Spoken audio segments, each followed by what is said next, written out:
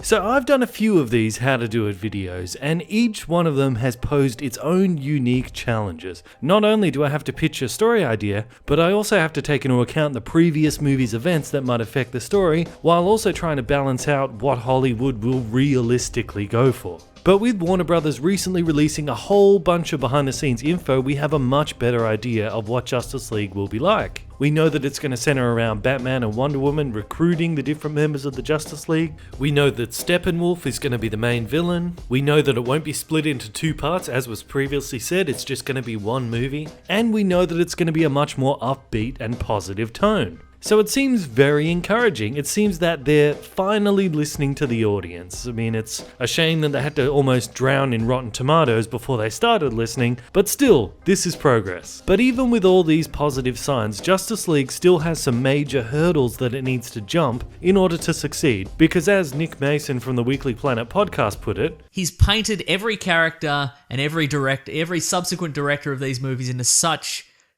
weird little corners. How are they going to get out? They can't get out. Nobody can get out. I'm rubbing my face. Yeah. Well, having thought about it, I believe that there is a way out, but we're really going to have to roll up our sleeves and put our thinking caps on in order to do it. So strap yourselves in, this might get a little bumpy.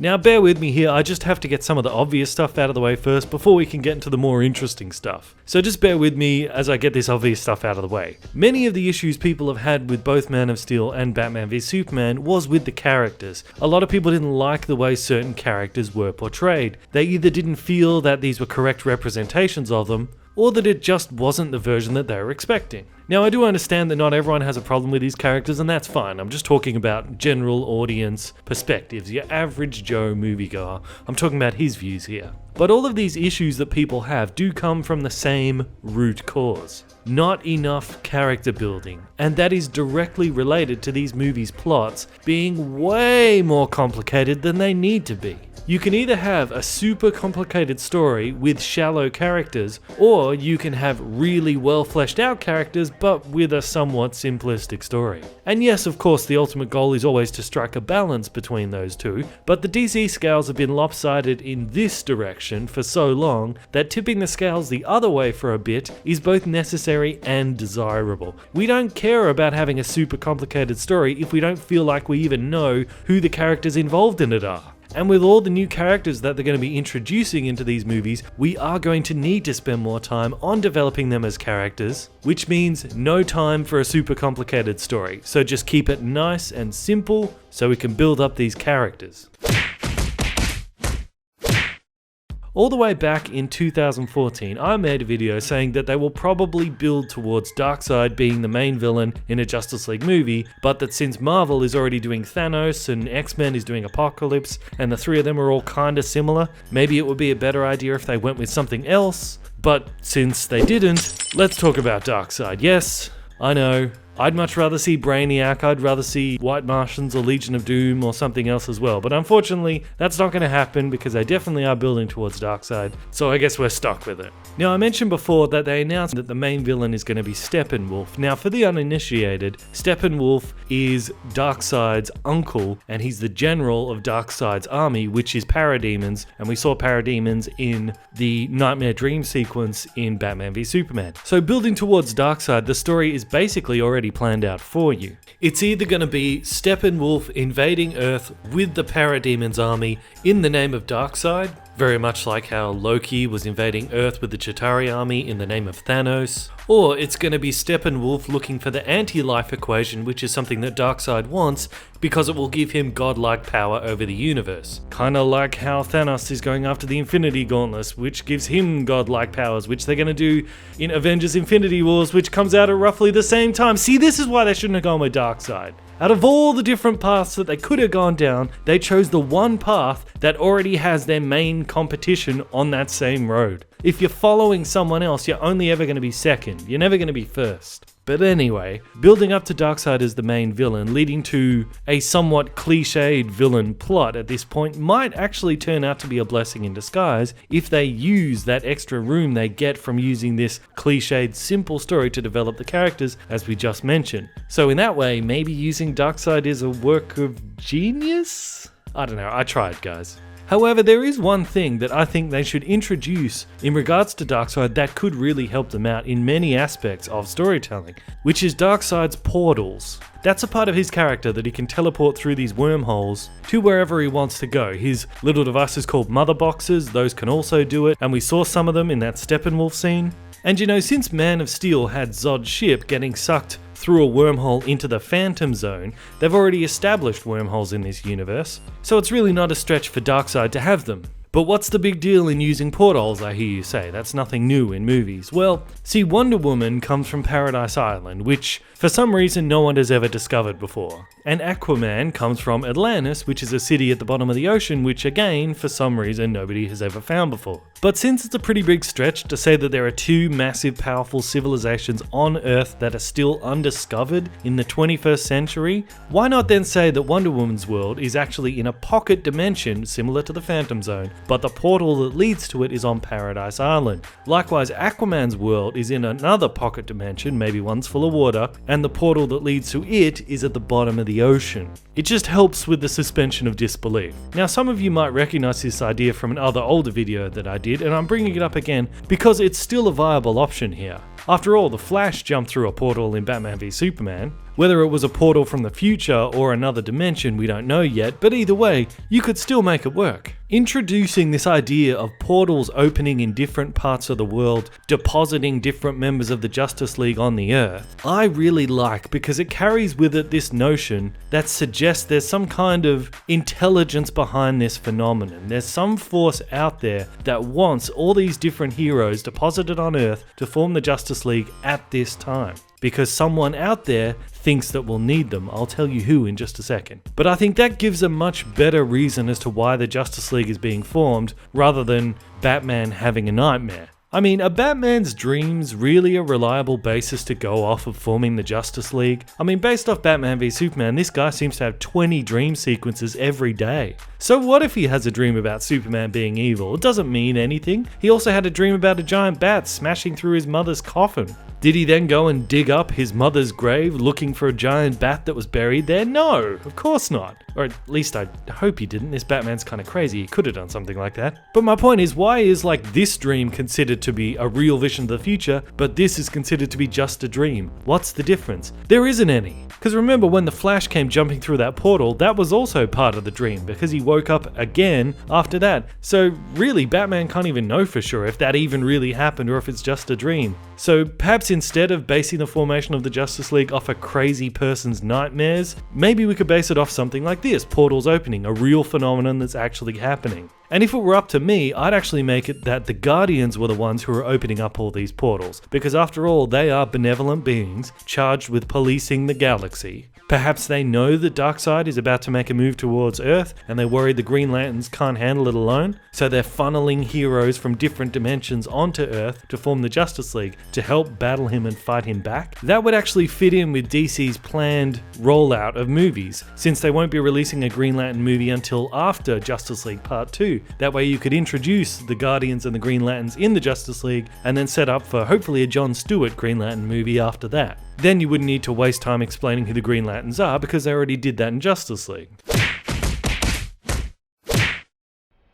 Killing Superman at the end of Batman v Superman created a great number of different problems, not the least of which is now they're going to have to waste valuable time in bringing him back that could have otherwise been better spent on telling a good story. But also, if the Nightmare Batman sequence is taken to be a vision of the future, which it obviously is supposed to be taken as, based off how they present it, it seems that they're planning to bring Superman back as a bad guy who works for Darkseid, since we see all of Darkseid's parademons fighting alongside the Superman soldiers. Here's the problem though. Bringing Superman back as a villain is not shocking for the audience, because for much of the general audience, Superman has always acted like a villain in the Zack Snyder universe. So evil Superman coming back is not going to be a shock, it's just going to be a confirmation of the perception people already have of Zack Snyder's version. Honestly, I think if they really want to engage audiences' emotions with Superman again, there's really only one way they can do it. Get rid of the moody, emo Zack Snyder Superman and replace him with a more classic Superman that we all love. loved. And to that end, do you guys remember that moment in Superman 3 where Superman split into two parts, good Superman and evil Superman, and he fought himself? Yeah? Alright. Come on, you can't! God!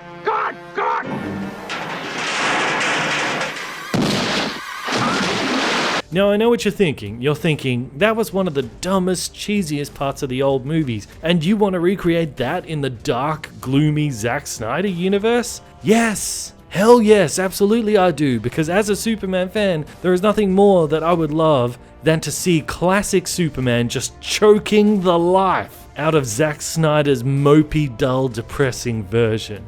That would get my emotions involved, that would make me cheer, that would get me back on board for Superman again.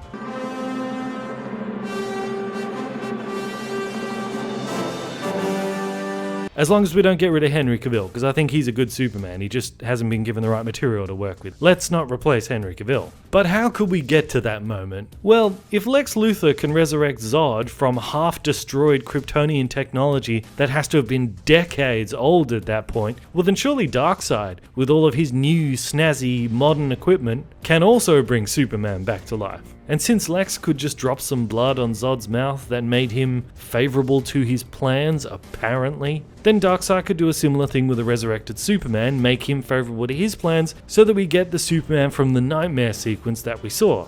So that would kind of handle the evil Superman side, but how could we get a good Superman again to fight against him? Well, that might be a bit more tricky. And it only makes sense to borrow a few things from the Return of Superman storyline from after he died, so you might recognize a few ideas I'm going to say here from that. But the way I would do it is I would make it that, according to Kryptonian beliefs, planets themselves have souls. So after Krypton was destroyed, the spirit of Krypton became like a ghost, kind of just floating around space. But then when Superman dies, his body became like an empty vessel for that spirit of Krypton to jump into and bring him back to life. And remember that in Man of Steel, the Codex was bonded to Superman's cells, which could help to explain why this spirit jumped into his body and not the body of any other dead Kryptonians. So we would then have good Superman resurrected by like spiritual means, which is part of the reason why he's pure and good and heroic. And then we could have evil Superman brought back to life by Darkseid's freaky Frankenstein-like machines, which is why he's all twisted and psychotic. But a problem with this is since there's only one Superman body,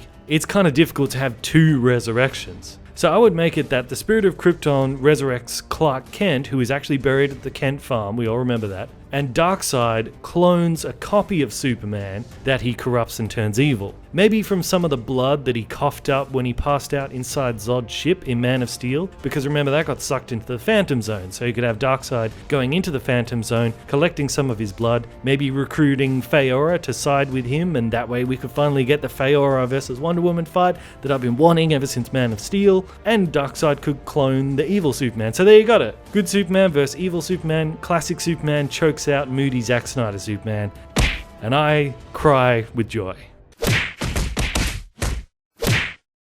Okay, Batman's murder spree in Batman v Superman was controversial to say the least, and I'm aware that not everyone sees the problem with it, but before you go out and support Zack Snyder's version of Batman too much, just remember, this is the same guy that said that if he made Batman Begins, he would have had Batman get raped while he was in that Tibetan prison. Yeah, he actually said that, and he was not joking. Let's just thank the movie gods that Ben Affleck now has more control over the character, so thankfully we will never actually need to see that scene. But yes, the murderous Batman absolutely has to be rectified, pun intended, if we want to move forward and have some good solo Batman movies again later. Especially good movies with him and Jared Leto's Joker. Why, you ask? Because the entire dynamic between Batman and the Joker revolves around the fact that Batman has one ironclad rule: no killing.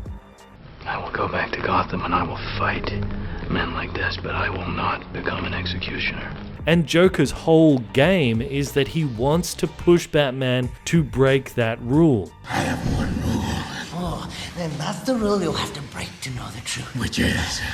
The only sensible way to live in this world is without rules. And tonight you're gonna break your one rule. You see, Joker wants Batman to kill him because in Joker's mind, if he can push Batman to become a killer just like him, then he will have proved that deep down there is no difference between Batman and him. What were you trying to prove? That deep down, everyone's as ugly as you. You're alone. Come on, finish me. Doesn't matter. I win. I made you lose control. And they'll kill you for it. See you in hell.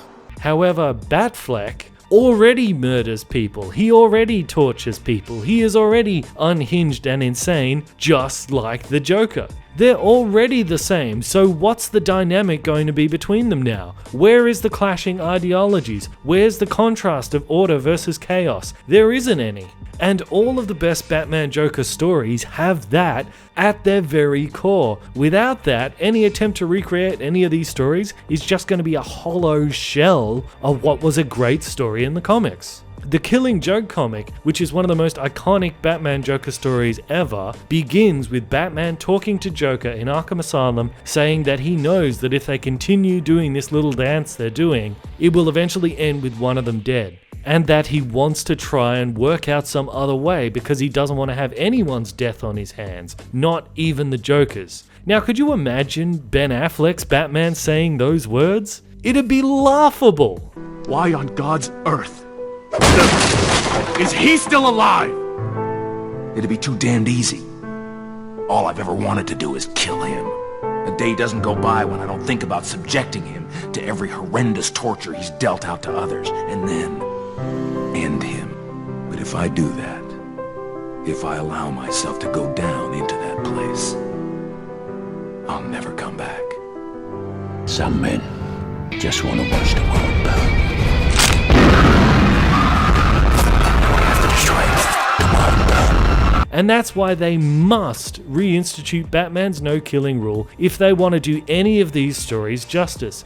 And it's not just important from a story perspective, but from a character perspective as well. Batman murdering without a second thought changes everything about him. Everything from his personality, right down to his costume. The whole reason that he carries gas grenades and tasers and all these fancy gadgets is because they're non-lethal weapons, because he doesn't believe in killing. If Batman has no problem with killing, then he wouldn't bother with any of them. He would just carry guns like the Punisher. It changes everything about him. Okay, so with all that being said, redeeming Batman from all that murdering is a lot easier said than done. But here's a couple ideas. If they want to do just a quick fix for maybe one Batman Joker movie, then they can always do that reveal that Joker is actually the old Robin who's now gone crazy, so at least Batfleck would have a hesitancy to kill him because it's his old partner. But presumably then he would still be okay with killing everyone else, so Batman's character would still essentially be broken, but at least we will get one good movie out of it. But let's look at a bit more of a permanent fix. Remember how I mentioned earlier the idea of portals opening from different dimensions, gathering the Justice League together? Well, in the comics, there is an alternate dimension where on an alternate version of Earth, instead of Batman's parents getting shot in Crime Alley, Bruce was the one who got shot and killed in Crime Alley, which in that universe led to his dad, Thomas Wayne, becoming Batman to get revenge. Well, what if in the Justice League, one of the portals opens up and brings the Thomas Wayne Batman to our Earth? Now, they already had Jeffrey Dean Morgan playing Thomas Wayne in Dawn of Justice, so why not use him again? He'd be good.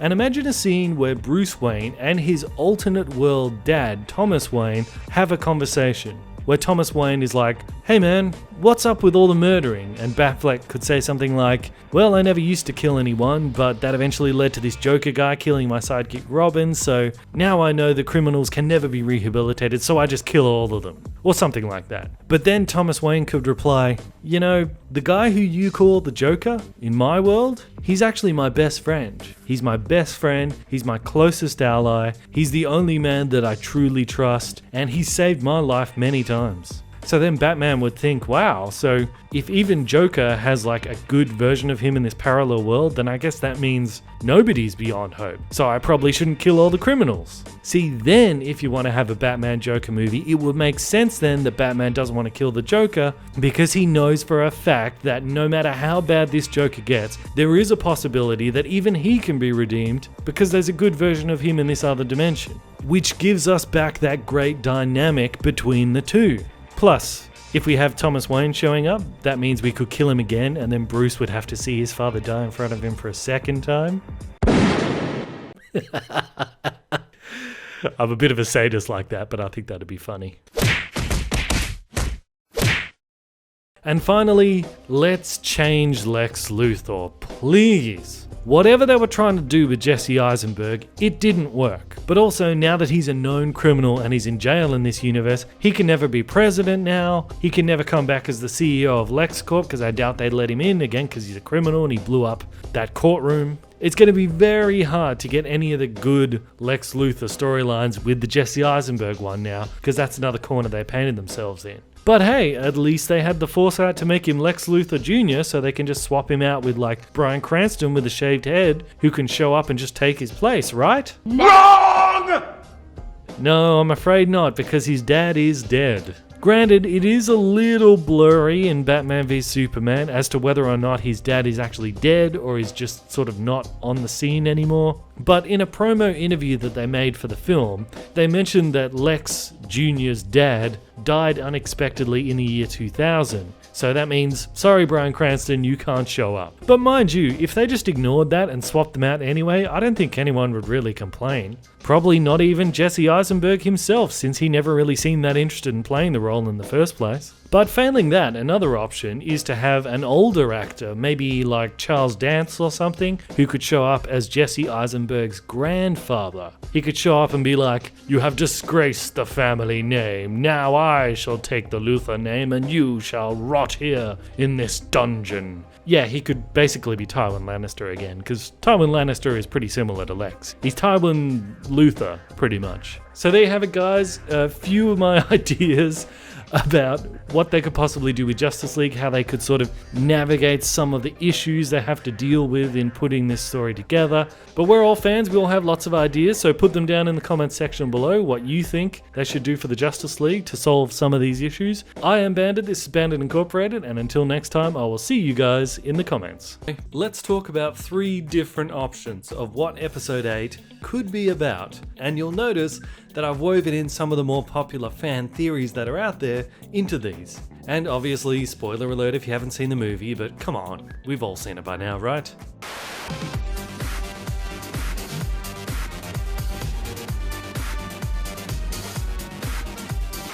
Everybody is talking about who Rey's family is. Is she Luke's daughter? Is she part of the Kenobi family? Maybe a daughter of Obi-Wan that we never knew about? Mr. Sunday Movies did a really great video about that, which I'll link at the end of this video. But what if her family lineage isn't quite so light side-ish?